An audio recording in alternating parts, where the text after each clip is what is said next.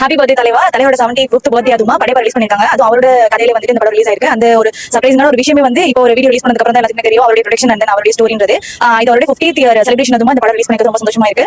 அதுவும் வந்து ஒரு ஃபீமேலுக்கு வந்து இவ்வளவு தூரம் லீட்ஸ் கொடுத்து எந்த ஹீரோமே படம் பண்ண மாட்டாரு. தலைவர் மட்டும் தான் அந்த மாதிரி பண்ண முடியும். இனிமே எந்த ஹீரோவாலையும் சேலஞ்ச் பண்ண கூட இந்த மாதிரி ஒரு இது பண்ணவே முடியாது.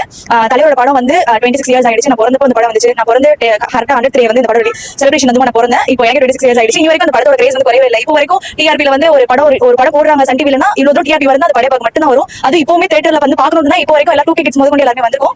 இந்த படம் வந்து நல்லபடியா வெற்றி அடையணும். அண்ட் தென் வந்துட்டு பழைய 2 காரையும் எல்லாரும் கண்டிப்பா வெயிட் பண்ணிட்டு இருக்கோம்.